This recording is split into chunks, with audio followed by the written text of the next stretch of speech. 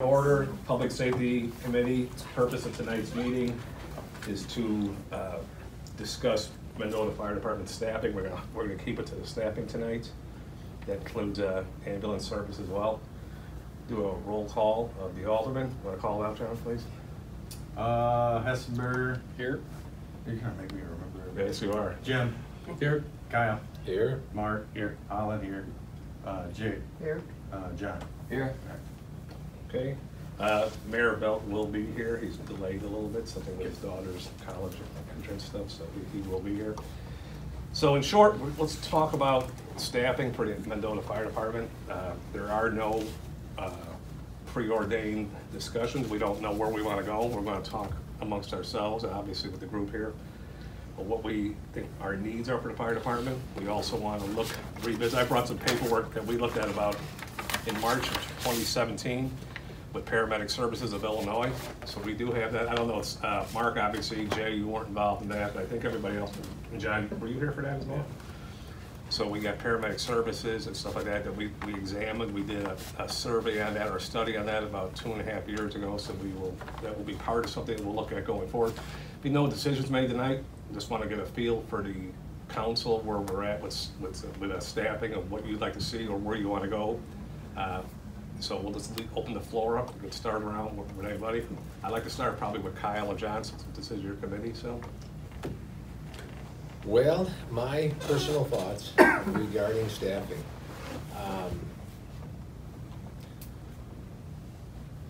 I feel our chief and assistant should be daytime employees. Therefore, the shift with then needing to be filled, and I don't know off the top of my head right now, the 24 on, 48 off, how many people you need if this chief and assistant were to go 2 days. All eyes on me. Obviously, we need to be able to cover all of our shifts and not necessarily have the overtime.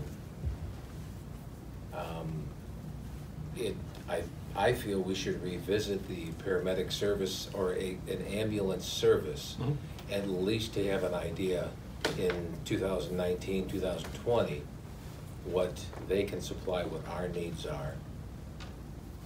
Yeah, we have to look at the financial aspects of it as well. So where it falls in line with what we have presently for staffing. So I agree. Okay. So, does anybody have any idea of what the other, say, cities, comparable city, Oglesby, Ottawa, South Peru, what are their chiefs? And Chief, you can jump in. Anybody can jump in on these. But what do you know? How do their chief and assistant chief, are they daytime employees or are they? LaSalle, Peru chiefs are daytime employees. The smaller ones like Oglesby is just a volunteer chief. Spring Valley is just a volunteer chief. But then when you get into other communities our size, which is Princeton, Rochelle, they all have full-time chiefs during the daytime and then staffed with full-time personnel 4 on a shift. Okay, thank you. All right, thanks, Kyle.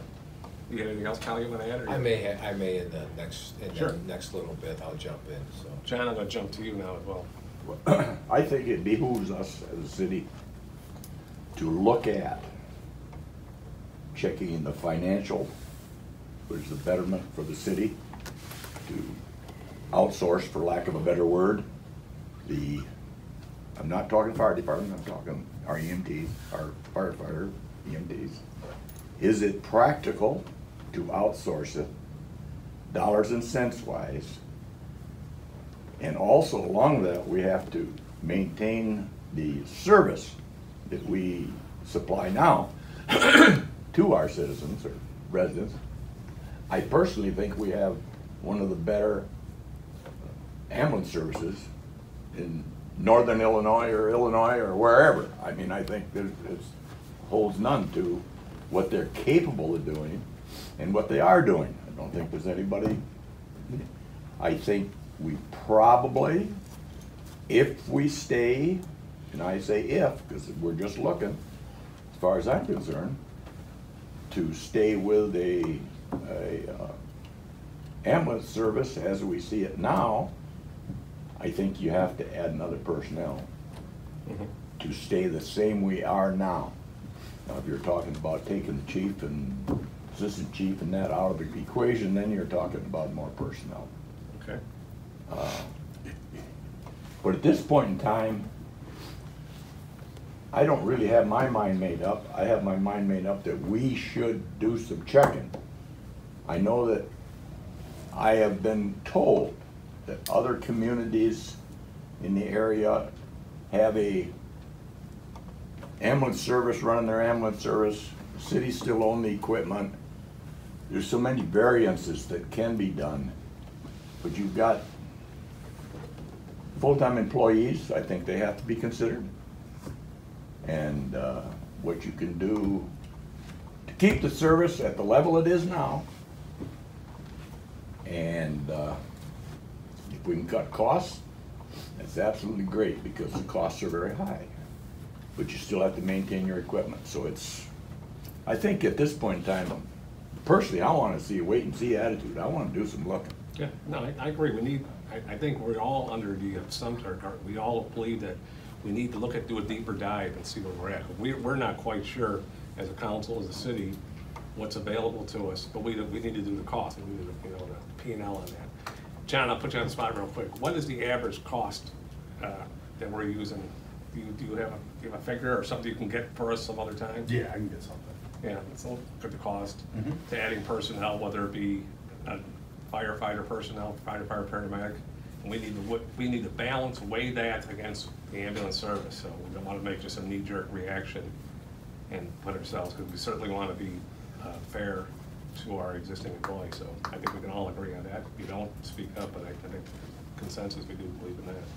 So I agree 100%, and the consistency that our fire staff, EMS, people that work out of the firehouse, you just can't keep going like that. 2-3 days in a row, and something needs to start to move. okay. Well, So- okay. So what's the reason why some of the staffing? Okay, is it just because we have low staffing? Do we have attendance issues? What's the underlying factor? We have to address every issue. Is it absenteeism? Is it? That I'm unaware of. Okay. I just realized that with the current full-time staff, there isn't enough, and obviously the firemen, the fire staff, they're sometimes having to work 2 days back to back, possibly 3, and for those particular reasons, I don't know specific day in and day out. So, Chief or assistant chief, either one of you guys, you guys have the insight, you guys have got the pulse of the firehouse, so. So again, we're down to 5 full-time personnel because of one of our firefighters retiring out from medical reasons.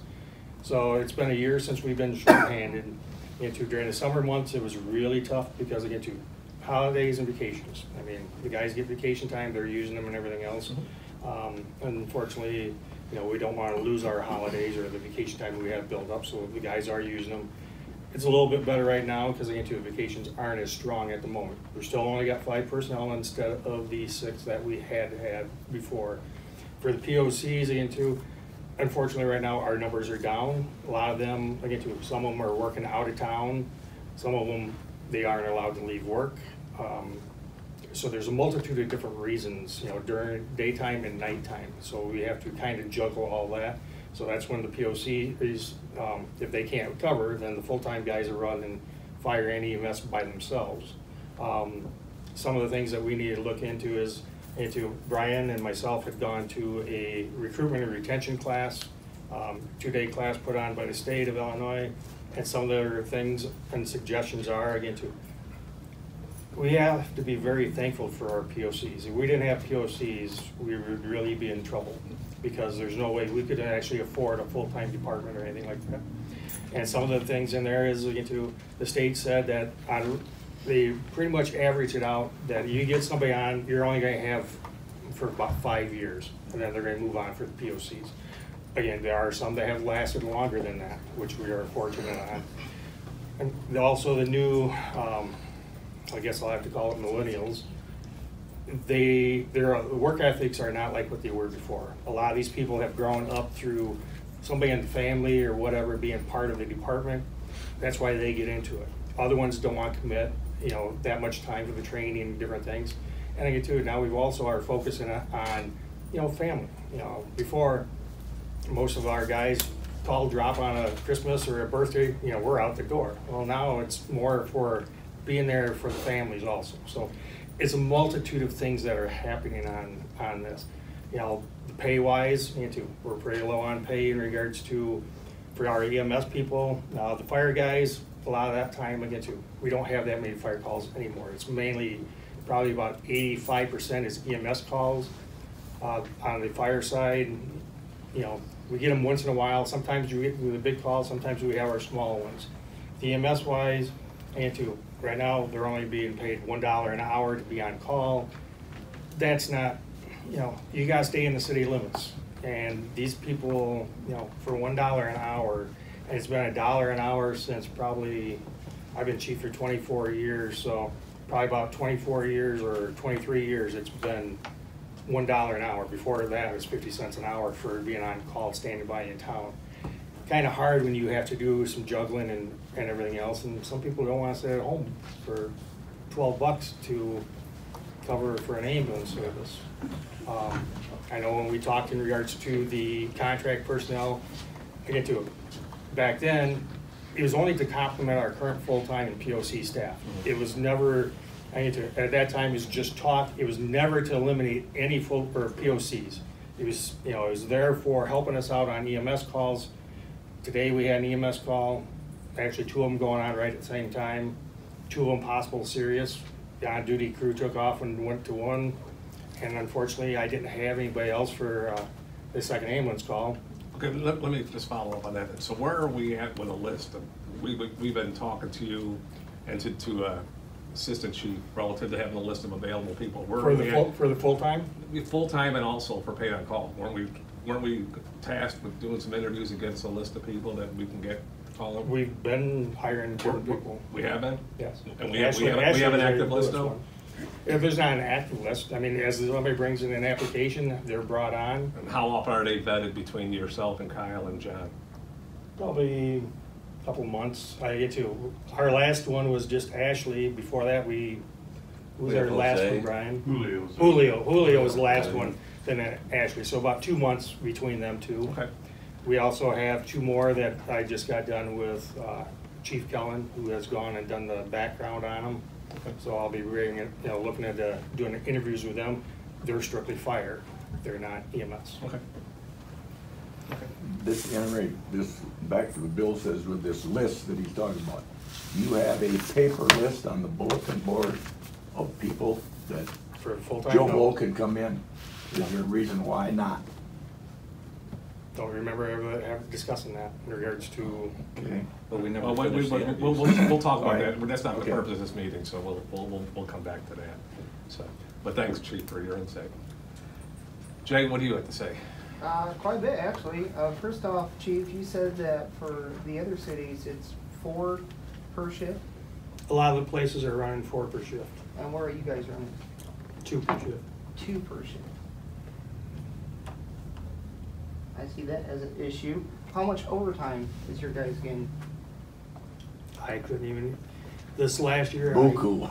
I couldn't, I mean, we're working anywhere from Every third day, there's 48, somebody's being. 48 hours, 72 hours, and 96 hours straight we're working at times. Justin, you in here? Yes, sir. I got an email from you not too long ago. How many overtime hours did you? I've had 2 such occasions, 2 pay periods, which is a 2-week period where I had 4 overtime shifts on a 2-week period. So, yes, 96 hours based on an extra. So yes, I was at the station far more than I was at home. And at one time in May, me, Brian, and Justin all had 5 on a 2-week pay period. We had 120 hours of overtime. Justin, you sent me a great article on the effects of that much overtime, and it's hard to get rest like that. It's hard to get family time in. Yeah, absolutely. There is honestly an issue here that we have too few people working that we need to get resolved. Kyle, you brought up a few months ago, well actually, fire chief did, an issue, a letter about some close calls because he had issues with not enough people at the station? Yeah, we've had calls Oh, where yeah. we brought, unfortunately, shorthanded again. We had multiple calls, and we actually had 2 other communities in town here running calls while we were running calls. Okay, so this staffing issue is pretty much affecting the safety of the people in Mendota right now. And the members of the Yes. department. How many full-time people do you have right now, Fire? 5. You got 5.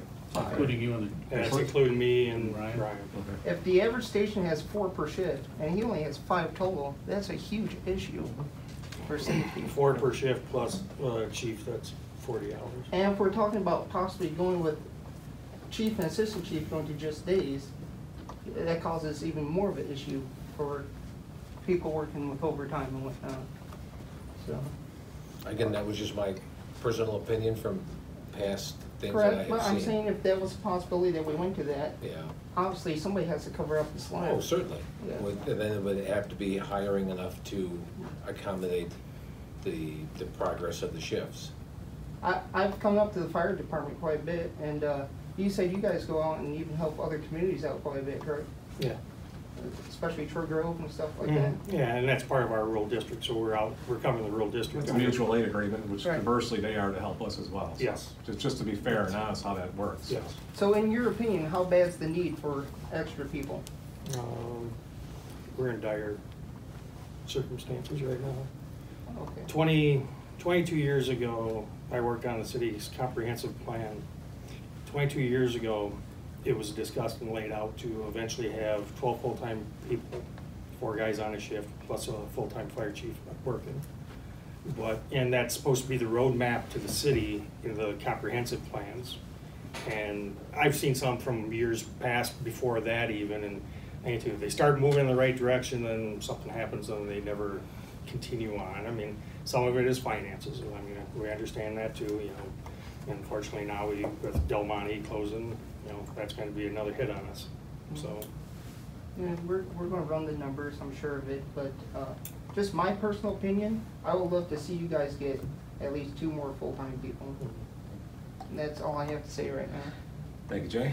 John, you're the finance side. Where do you see it? And full disclosure, whatever you So, think. in my plan is, to actually look at the finance side, is what, I wanna look at what we're actually currently, spending per employee, Yeah. full-time, and then what would it look like if we did bring on 1 or 2 or 3 other people? Yeah, you could take a historical data Right. and look at it So with that's what I base would- base I'll put it salary with together. fringe and everything else along with it and stuff like that. So Yep. that's great. Okay. But we should be able to go back, John, a year from now, back history, when we were at full force of 6 people, everybody's working, normal overtime, whatever comes with vacation times and that, and see where that lays versus the last year, because the last year is, there's been injuries, there's been, I was gonna go back 3 years, and Yeah, then yeah. you're gonna have some swag with some Yeah. different scenarios, but, I mean, at the end of the day, it should fall out, Okay. so. I don't think you can cover it with money. I don't think you can get people, I'm sorry, you can raise your salary to $50 an hour and you still will be short because national average is short. Unfortunately, that's Unfortunately. the common thing throughout all the communities. Fire department, Every community is Police department. short, all short. it's how it is. Well, Me too. We can I never don't work mean we without the underpay, bills. I'm just saying, And that's not really the purpose of this meeting. We understand there's a need. We just sit here and just throw out arbitrary numbers. That's probably not the time to do it because we don't have the data to support either one side or the other. So it's probably not, we just need, again, we need to look, this is the first pass through and we will get all those numbers. So I do have one set of numbers for you, Bill. Talk to the hospital, so in the last year, there was 492 transfers taken out of Mendota, or St. Paul Medical Center. We took 5 of them. That's it. And again, too, those numbers are way down. Years ago, again, too, when we had the people to be able to go out and do these transfers. I mean, Brian, you have the billing numbers. I mean, back then, we were making hundreds of thousands of dollars on EMS transfers. That's where you make your money, is on the transfers, not on well, direct calls. to your own statement a little while ago, 85% of your workload is EMS. Is EMS. Not relative to firefighting. No. That's a very salient point that we need to keep in mind. EMS that's the pinch point that we have right now, as opposed to the firefighting side. That's per the chief's discussions. But thanks, Chief. That's been a problem since I've been around, getting Yeah. So, Mark, personnel out there that'll do a transfer. Right, Just and like I this. I recall issues with, you know, either, is it an issue of we don't have enough people doing it? Or is it an issue of actually getting somebody to do it and being available when it's done? Combination of both. Okay. Sometimes So it's not only a manpower. No, I mean, sometimes, we pay pretty decent going on transfers, going up to Rockford and that. It's roughly, right now, it's $100 to go to Rockford and back Okay. for taking somebody out on a thing. Comparable to other ones, I know the other agencies, they've raised them because they're running in the same boat too. You know, Right. well, we'll bump up the money a little bit more to see if we, you know, attract somebody. But again, too, unfortunately, a lot of these people, they're working someplace, can't leave the jobs or whatever, or they're also going to the It's not a kids' ball full-time games. employee that's doing this transferring, it's more of a. It's a usually a POC and one of the, you know, once in a while, a full-time guy on his day off might take one, but we don't take the on-duty guys off because, you know, they're set up for emergencies for in town. Mark, what do you think? Just again, you have to look at the overtime hours as opposed to hiring another Yep. one or Right. two person. I mean, you just gotta crunch the numbers. I mean, granted, you're gonna have benefits and stuff like that, but your overtime is just, you know, Yep. like I said, it's gonna be well worth it, I think, to Right. kick that back and hire a new Mhm. person. Right, you can look at the overtime, when we had full Correct. staffing, where was our overtime relative to full staffing? Right. Is there, you know, is there a bogey that we can come up with there? So, Yes. So, I agree. Thank you. Yeah, and back again, I hate to shoot the dog, but if we're gonna keep, shall we say, the status quo that we have now, we have to have another EMT on call. I think you gotta go What to do you 5. guys think as far as? You gotta go to 5. Well, That's the let's go, minimum. let's get the alderman's before, and then we'll open the floor, okay? We'll try to keep it just a little bit, okay? Yeah, with everyone else, I just believe it's, you know, look at the numbers, crunch the numbers, see what works best, and then look at other avenues if possible, and, you know, whatever works best for the city of Mendota, that's what we're here to figure out. Yeah. Well, these companies may have no. And the personnel that's with them, it's not degrading them or not looking past them, it's just Right. works best for all parties. Jim? Well, it's not a new issue. I know when we did the budgets, the first part of the year, that it was short, and I think even a year before that, we were talking that we were short personnel. And I guess I'm puzzled that we can't find anybody to fill the positions. So that'd be my point of view. Yeah. Yeah, I think that's something that we need to work on, Kyle, John, Chief. Assistant Well, I Chief. believe there's a list, I think they're out testing, they've got a list out somewhere in the For- papers, you know. or- Yeah, they'll or- be, for the full-time guy, we were approved to at least go out and do a testing. Testing. We're We gonna gotta test, have we're gonna test. test for a full-time person at the same time the police department's doing their testing. and That's in November, the- right? That's October. October That's 26th is the actual testing. happening. That's happening. It's a positive step then. So, yeah, we waited a long time from January till now to get the approval to go ahead and test. Because now we do have 3 people on the Police and Fire Commission, so we're able to do this now. All right, so we need to do some more homework, we need to do some, John, obviously, a lot of numbers they bring up together and stuff like that, and we'll have another meeting and we'll go further. Anything else from the alderman right now? Anything else from the alderman? Anything from anybody in the room here right now? Raise your hand so we can all in one. Go ahead. Hey. So, I know you guys talked about some options. There's another option that wasn't discussed, and that's using your current staff to use part-time during the day, or at night. You know, have them at the station available for a call. Daytime is our time when we don't have the people. A lot of the folks here work daytime. So you can have some folks come in from other departments and help out. Amboy does it. I mean, they've got a plethora of people up there running EMS calls. I was one of those people for a while. Went up on weekends, worked 12-hour shift up there, 5A to 5P, and their city was covered that way. So that's another option to explore also. Good option, I like that, I like that idea, very good idea. Lenny? In 1994, when me and Brian got hired on here, we had 40 members over there. Right now we have 20. And we have some of the best fire paramedics and EMTs in all of Northern Illinois, really. I would caution you on PSI, only because you're gonna get what you pay for. A lot of the paramedics on PSI are right out of medic school, and they're looking to get hired on a full-time fire department. I think Kyle and John both hit it on the nose. We need to look at, first off, we need to get Randy Simpson's shift covered ASAP, because we've been working over a year. It's been a year covering his shift since last August. He's been gone, and we gotta get that covered, because that's where your overtime's just going through the roof. We got a testing hopefully coming up here with the police, and if we get somebody hired off of that list, that would control a lot of your overtime right now. The other thing, I would really consider bringing on another guy per shift. Even if you brought on one guy a year for 3 years and get another guy on each shift over the course of 3 years, that would be a huge help. One person on this department makes a huge difference. We just brought on Ashley. We have a membership of 20. We just brought on Ashley, and we have 3 more coming on board. That's 20% of our field. That's a 20% upgrade. One person coming on, we need to keep these people and move with what we have. But I think a person on a shift, just starting off, I know it'd be cumbersome as far as finances, but really look into it. Be careful what you pay for. It's all I'm saying. Yeah, I mean, we use that. That's just a placeholder. Yeah, and when they came in 2017, they as much as acknowledged that there is an issue as far as people looking at the stepping stone and stuff like that. So we're cognizant of that. I mean, we wouldn't make just an arbitrary decision, just make a decision. We're going to actually study this and stuff like that. But I do appreciate your input on that. Anything else? Yes. Kind of add on to what Lonnie said.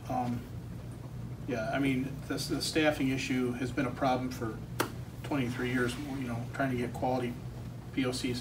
These guys give their heart and soul to this department in the city, and it's hard finding people that want to volunteer and give that time and devote that time. Their jobs, you know, control what if they can leave their job. Years ago, guys could leave their job during the day. Nowadays, they can't. They're trying to get family time in, stuff like that. But kind of adding on what Lonnie said, with some of these contract services, you kind of get what you pay for. These guys use it as a stepping stone to get hired on to another city where they've a bigger department. Mm-hmm. So they're younger people. There's a higher turnover rate. So you're bringing these people in, you're training them to know the protocols for the medical stuff. You're training them to know the SOGs for the department. They're learning the streets and how the district is laid out. You get them just trained up, and then they move on. Yeah. So there is a higher turnover rate, and I'm sure Chief Rudeshauser could relate to that. Yeah. Your full-time personnel, after a year and 2 or 3 months, they're getting burnt out. They are, and that's going to weigh into, you know, if they happen to get injured on a job. If one of these guys get injured and they're out for 2 or 3 months on an injury or medical illness, you know, they're going to play. It's going to be hard for them to cover their own personal time off. But yeah, there's definitely been a problem for 20 years, and it's just getting to be bigger and bigger. And we all know that the finances, you have to kind of juggle that. Yeah. But you know, I don't know what the answer is. Yeah. Well, we don't either. We're going to work on it, though. We'll work together as a group. We want input. This is not something that we just want to go on our own. We need the input from POC. We need the input from the regular firefighters. You know, one of the ideas years ago that me and the chief had talked about is if you brought in one full-time guy and you put the fire chief to a 40-hour week, and you hired that guy, if a guy were to call in sick or need a day off, you're going to cut back on the overtime, because Dennis or the fire chief could kind of run out during the daytime while he's there. Sure. That would cut back a little bit on the overtime, and that's an option. Yeah. I mean, unfortunately, the requirements are getting stricter than what they used to be, and the certifications that you have to have. Brian, I know when you went paramedic, and Lonnie and myself, when we did it, 6 months you were a paramedic. Now it's pretty much a 2-year class. So I mean, they've extended it out in regards to the different classes that you got to have. By the time you start the class and you get all your time done in class, then you got to do your field time. it's stretched out. Ashley was, you know, our last current one that went through an EMT class. And again, too, it drug on for quite a while. So it's not like, it wasn't like what it used to be, where they were very short, you were done. On the fire side, we used to be able to go out and do pretty much anything, you know, back in 40 years ago. This is my 40th year on. Now, if you want to do auto extrication, they prefer you be certified for it. You know, you gotta be certified for trench, certified for drain bin. Every little avenue you have to be certified now. No, we understand. That all costs money and. And EMS, even though EMS is the majority of your guys' calls, what about the fire side? You know, an EMS call you can run with a minimum of 2, as long as it's not a cardiac arrest type situation. House fires, you need a few more people. It requires 15 people per Exactly. NFPA for a house fire. So it's not just the EMS side that's hurting, it's also the firefighting side that's also hurting as well. Well, I will say though, we're fortunate in LaSalle County with the mutual aid agreement, you know, and I'm not discounting that we don't need more firefighters, but the mutual aid has really certainly helped us quite a bit as far as fire. Yeah, We have the it fire has. there. It's gotten, and we've called them in, and I'm not afraid to call any. No. All the area departments are, you know, I mean, I have faith in all of them. For us though, I mean, right now, we're not doing very much mutual aid going someplace else because we don't have the manpower. I'm gonna protect my city and make sure that's protected first. Yeah, thank you. Well, I want to comment on that. I'm thankful that we got that mutual aid coming in and helping with fire, but we sat down and talked before, and how many firefighters you need on scene to go into the house to rescue somebody? Well, 15 overall, but you're supposed to have 2 in, 2 out. So you gotta have 4 people initially to go fight any fire, 2 guys to go inside, there's 2 guys outside, in case something happens, that they can go in and So rescue if- our other firemen. Let me get this straight. If we got 2 firefighters per shift, and they both go out, they can't go into the house until the other people show up? No. And how long does it If take? there's a life in there, we'll take a chance on it, but if something happens, I wouldn't wanna be the one on the other end of this lawsuit, so. And didn't you say, if they don't get to it in 15 minutes, the house is basically lost? Anymore, the houses are burning a lot faster than what they used to be. So even with this co-op coming to help, They're still half hour out. By the time we call them, they get paged up, they get to the station, they get up to here, we're looking about 25 minutes before the first department will get here. I think that's why also we need more full-time people. All right, thanks, Rick. You had something? Yeah, just from what everybody said, I agree with everything, you know, but your easy fix is to hire full-time guys. That's an easy fix. What you need to concentrate on is get more POCs in the city, because in my opinion, the POCs are the backbone of your department. Right now, my understanding, there's 11 POCs on. That's ridiculous. And, you know, putting up a sign in front of the station saying we need EMTs and that. No, you need to go out and have open houses. You need to really let the city know, hey, we need POCs. I will say from the city standpoint, we have taken that approach. We have talked to the chief, we have talked to the department to do just that. We want a robust list. That's something that we have not gotten away from. So we will follow up on that. And I agree with you 100% of that, 100%. But it's hard to like recruit people when you say, oh yeah, we get $1 an hour and we get paid for our calls. You know, they're like, oh, no thanks. You know, like it's really hard to like, hey, it's, you know, it's hard to There's say. always that fine line, and I agree. Yeah. That is a tough sell. There's always a fine line between doing public service and pay. Yeah. Unfortunately, everything we do, there's a financial aspect to it. And what can we afford? We can't afford not to do anything, though, that's for sure, so we need to do something. But, A you know, lot of most people- people are looking for that financial gain. Yeah. And A lot of people now into, when I've talked to the other ones, well, I pay my taxes, you know, that should give me fire service, or fire protection, or EMS. I mean, there's times where, yeah, like Carrie said, we don't have the people that are just jumping out there to wanting to do something. So we have to figure out things. We've put ads on Facebook, we've done different things. But yes, we also do a very thorough background check. We have to, in regards to, I can't have somebody in there that has been in trouble before. I mean, with our EMS people, I can't have somebody that has a narcotics history arrest and that, because we carry narcotics. You know, I have to keep them separated. No, There's no way about it. Anything else from Bill? Yeah. In an effort to kind of figured out training and reimbursement for our new people, I think we accidentally, it seems like we might have made it more difficult for them in the long run. I know when people get hired for a firefighter, they have no experience off the street. They just say, yes, we're willing to train you and we want you to be part of the team, and we'll send you through like a Princeton Fire Academy like many of us have gone through. For the EMS side, currently you have to have that license to come on board. And I think it might be worth looking at the risk reward. If the value of a POC is so great, we're making them go through a lot of their own hoops to join our department. Not only do we need their help so bad, but we also need them to pay for their own class. If they're lucky, you know, they do get reimbursed at the end of that, but we could make it easier. And I think the risk reward, if the risk is maybe only half of your people make it out of the class, the value of those few that make it out is great. So I think we should look at how we do that. Just let some of the aldermen understand, like in regards to our EMS people. Years ago, we used to have what was called drivers. They could drive out on the ambulance. We used to get 5 or 6 of them that would be drivers, and then we put a class on. They join up as, become an EMT then.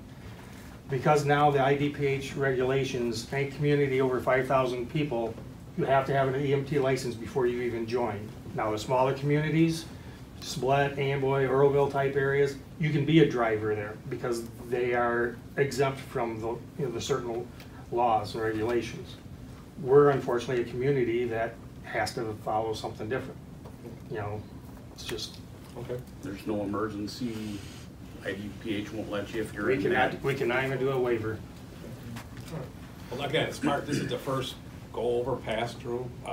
We're gonna take everything, we've taken notes tonight. There'll be minutes of this meeting. I welcome everybody to come and get a copy of the minutes so you can see what we're gonna discuss, what we discussed tonight. If there's any additions or we made any, we missed something, we omitted something, please let us know. This is not something that's gonna be a one and done. We know we need to address this. We'll be addressing it going forward. And I do appreciate everybody coming out. I appreciate everybody's input. It's constructive. I think we all have the same objective, that we want to protect the city, we want to protect the people of Mendota, we also want to protect our employees. And so we'll come up with some game plan where we can match all those criteria. So, yes. Bill, what's the possibility of coming up with a committee? You've got your council, your public safety committee, but something of this magnitude incorporating full-time staffing, not just management, but full-time staffing, and as well as representatives from the POCs to kind of spearhead and brainstorm ideas that maybe as a group you guys could come together and find some type of a common ground to come up with some decent ideas. Sure. Okay. Take that, their recommendation. No. Okay, well again, I want to thank everybody for coming tonight. Appreciate it. Appreciate the input again, and I guess we'll call this meeting adjourned. Well, we still got more on the agenda. We're gonna hold off on the cannabis thing. Cause we don't have the mayor here. We don't have the mayor, we don't have the city clerk here, and we don't have, I think it seems like they'll know, so. Sure. Okay. All right. So thank you, everybody. Thank you. Yes. Okay.